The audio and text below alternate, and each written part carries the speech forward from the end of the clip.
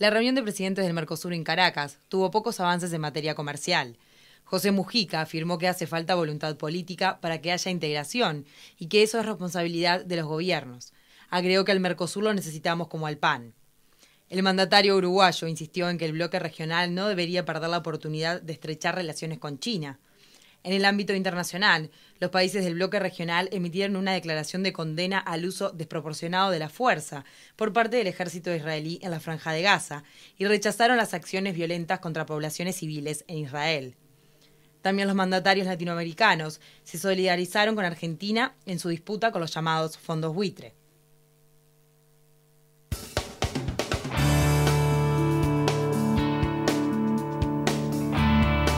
Muy buenos días y ya le damos la bienvenida a nuestra analista internacional, Susana Mangana. ¿Cómo estás, Susana? Hola, muy buenos días. Encantada de estar aquí contigo otra vez. Cumbre del Mercosur con pronunciamientos vinculados con intereses comerciales, pero también con temas internacionales que hoy están sobre la mesa. Sí, una cumbre Mercosur que venía muy demorada. Por 4 veces fue postergada, primero por la situación interna de Venezuela, pero también después para esperar a que realmente pudiera tomar forma el gobierno de Cartes en Paraguay, para ver si realmente se sumaba a todas las propuestas del Mercosur. Finalmente hemos visto que sí, que Paraguay ha decidido apostar una vez más a esa integración latinoamericana vía el Mercosur y ha sido muy bien recibida. Creo que, Ana María, hay que destacar que por primera vez ha habido pocas divisiones internas, aunque los analistas fuera de casa, fuera de la región también, miran con cierto escepticismo al Mercosur porque entienden que hay una superposición de objetivos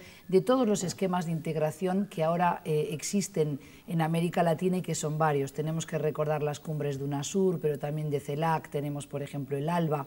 Es decir, como que no queda muy claro hacia dónde va el Mercosur y algunos también objetan que se dejan llevar más por el carácter ideológico de ese bloque que no por los intereses comerciales, que es lo que motivó la unión del mercado común del sur, ¿verdad? Con lo cual es evidente que los avances desde el punto de vista comercial fueron muy pocos. Muy pocos, o por lo menos son objetables. Algo importante a destacar es que finalmente parece que esa negociación, siempre postergada también con la Unión Europea, está bien encaminada ahora, que el Mercosur ya tiene una oferta para hacerla a la Unión Europea y que próximamente entonces podrían y deberían reunirse con el bloque europeo para poder zanjar de esta manera una negociación que, como digo, se viene lastrando y arrastrando desde hace tiempo. ¿Qué ha propiciado ese avance? Pues que Ecuador, un país también vecino aquí en la región, ha llegado a una negociación muy exitosa con la Unión Europea y esto seguramente ha propiciado, ha motivado que se destraben sobre todo lo que ha sido la actitud argentina, que era el país que mayor bloqueo hacía a esa participación de la Unión Europea con el Mercosur, porque entiende que tiene que tener medidas proteccionistas. Pero ya sabemos que el proteccionismo también tiene un alto coste para mercados que después quieren introducir sus mercaderías, por ejemplo, en este caso en la Unión Europea.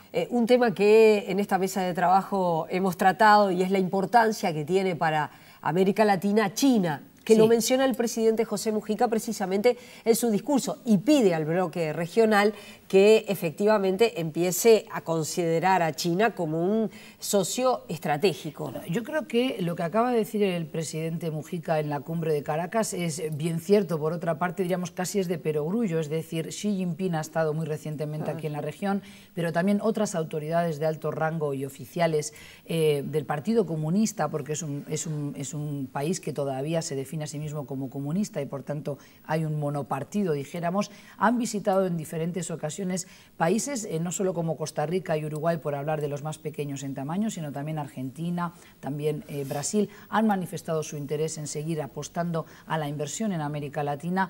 Y yo creo que lo que resalta el presidente uruguayo es la necesidad de tomar esta oportunidad ahora. Evidentemente que hay reticencias, pero nadie puede negar hoy que China es un socio estratégico no solo para el Uruguay, que es el socio comercial número 2, tanto para las exportaciones como importaciones, Ana María, sino también para Argentina, para Brasil, para el propio Chile. En algunos casos es el primer socio comercial y en otros es el segundo, pero está allí bien arriba, ¿verdad? Uruguay, por ejemplo, integra el bloque de los afortunados que exportan toda su soja, todo lo que se produce en cuanto a soja aquí en Uruguay se exporta para China, ¿verdad? Con lo cual es el 7º exportador de soja para China. Eso es importantísimo y es un dato que no debemos olvidar. Por otra parte, el riesgo de reprimarización de la industria que se dice aquí en América Latina es algo que ya se conoce. Lo que se está pidiendo desde CEPAL y otros organismos latinoamericanos volcados al estudio de la economía y la relación, por ejemplo, ahora con el Asia-Pacífico, es que no nos quedemos con el viento de cola, que no nos quedemos con los dividendos de los altos precios de la canasta básica de exportaciones, que básicamente tanto en Argentina como en Uruguay son sobre todo commodities, es decir, es productos agropecuarios, pero también cítricos, lácteos, etcétera, que no nos quedemos con esos dividendos sin invertirlos, por ejemplo, en mayor proceso tecnológico que agregue valor a nuestras exportaciones, pero también sumarnos a cadenas de valor regionales, por ejemplo, las farmacéuticas. No es fácil, pero ese es el camino a seguir. Hace años que se viene diciendo esto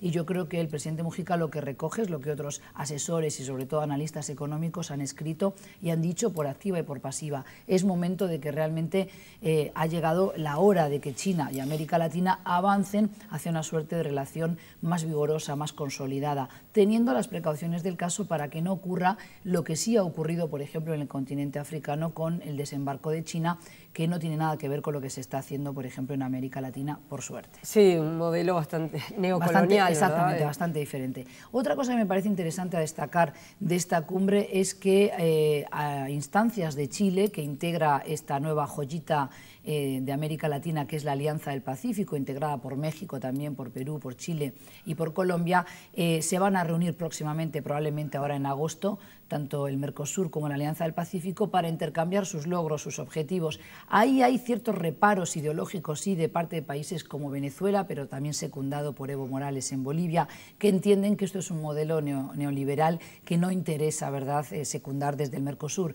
Pero yo creo que es importante tener algunas cifras claras y yo quería explicar que la Alianza del Pacífico, esos 4 países, tienen aproximadamente unos 209 millones de habitantes. Es un mercado muy interesante, pero que además apuesta muy fuerte al Asia-Pacífico, porque allí va a estar instalado en el 2030 el 60% de la clase media mundial y el 60% del consumo mundial, con lo cual ellos ya han detectado inclusive 4 segmentos de ocio y de turismo para poder explotar con viajeros, por ejemplo, de Australia, pero también de Japón. Algunos en el caso de Uruguay, sí. Uruguay no ha tenido reparos ideológicos para con la Alianza del Pacífico, como vos lo mencionás bien. Es país observador. Exactamente, casi como ocurre con Venezuela y con Bolivia, sino que le parece un bloque regional muy importante. Muy dinámico, ¿no? muy vigoroso, y además fíjate que tengo algunas cifras para dar. El PBI per cápita promedio de estos 4 países es $10.000, pero ellos explican, por ejemplo, el 35% del conjunto del PBI de toda América Latina y el Caribe, y el volumen de exportaciones y de importaciones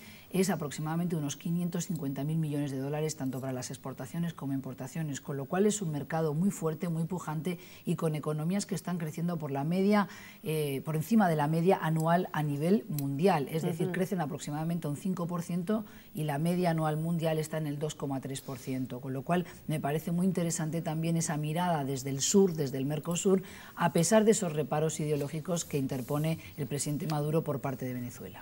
Y después el otro tema que allí hubo coincidencia fue en el plano internacional, aunque en la declaración vinculada con lo que está sucediendo en la Franja de Gaza, Paraguay se abstuvo, es decir, la votaron Brasil, Argentina, Uruguay y bueno, y como les decíamos Venezuela, no así Paraguay, una declaración de condena a la acción de Israel en la Franja de Gaza. Inmediatamente aquí en nuestro país el Comité Central Israelita sacó una declaración de crítica hacia esta declaración precisamente de los países del Mercosur, que condena la incursión del ejército israelí en la Franja de Gaza y que ya lleva miles de muertos palestinos.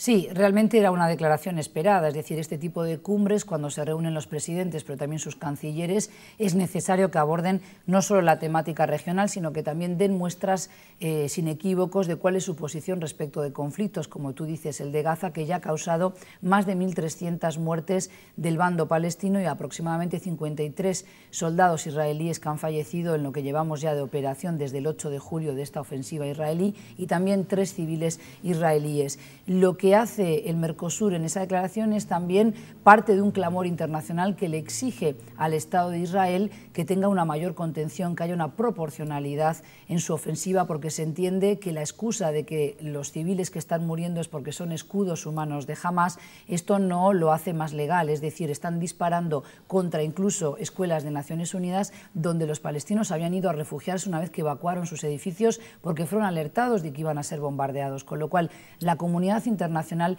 le está exigiendo al primer ministro Benjamin Netanyahu de Israel que realmente pare esta ofensiva, y él ha dicho esta mañana, todos los diarios y sobre todo las páginas de Internacional también en Europa ya han publicado que él ha dicho que van a continuar con la ofensiva hasta terminar con los túneles de Hamás, haya o no una tregua humanitaria o de otro tipo, un cese, un alto al fuego, ¿no? Un cese el fuego. Con lo cual es una situación muy caótica, muy triste, porque además hay una destrucción cuasi total de muchos edificios, más del 40% de Gaza está destruida en estos momentos. Se van a necesitar años de inversión y de reconstrucción de Gaza, pero sobre todo lo triste es que mueren muchísimas mujeres y niños. ¿Por qué hacemos hincapié en las mujeres y niños? Porque el argumento desde el ejército y el gobierno de Israel es que están combatiendo a terroristas, pero en los hechos lo que vemos es que más de 3/4 partes de los civiles que mueren son mujeres, son niños, y la Franja de Gaza tiene aproximadamente un 40% de residentes menores de 14 años, con lo cual el coste en vidas de menores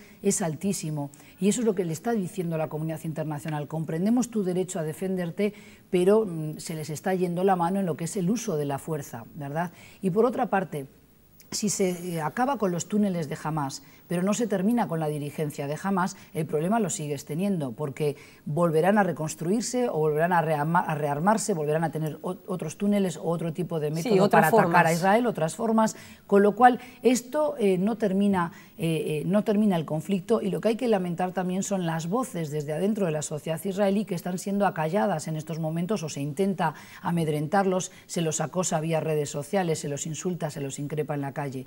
Y algunas voces son bien interesantes. Cito, por ejemplo, a un escritor que tuvo la valentía, Edgar Keret.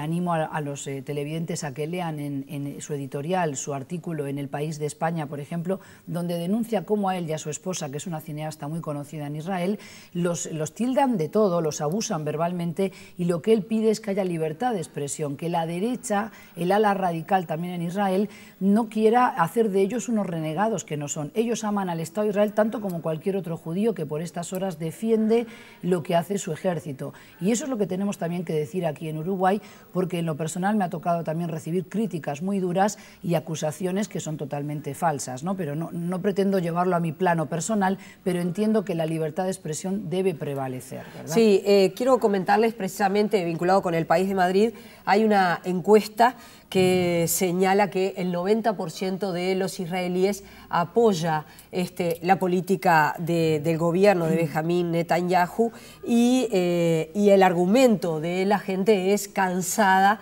de Hamás, ¿verdad? En un momento, y que también lo señala esta crónica, en la que Israel está aislado internacionalmente porque únicamente lo están apoyando Estados Unidos y también Alemania. Pero es importante saber que Estados Unidos, que es un país que sigue siendo una potencia a nivel mundial, si bien condena el excesivo uso de la fuerza y le pide contención, por un lado, al ejército y al gobierno de Israel, siempre aclaro que no hablamos de toda la sociedad israelí, lo he dicho por activa y por pasiva, que no es monocromática, como lo demuestran estas voces, que no son ni renegados, ni son sabotadores de la paz, ni del Estado de Israel, ni de su proyecto de existencia. Lo único que dicen es: no podemos tener a nuestras espaldas tantas víctimas inocentes. Y sigue existiendo el concepto de víctima inocente. Decir que Hamás se escuda detrás de civiles no lo hace más legal. Disparar contra niños en una escuela de Naciones Unidas mientras están durmiendo tampoco es un error táctico. Y si acaso está habiendo demasiados errores y horrores en esta guerra, porque llevamos 1.300 víctimas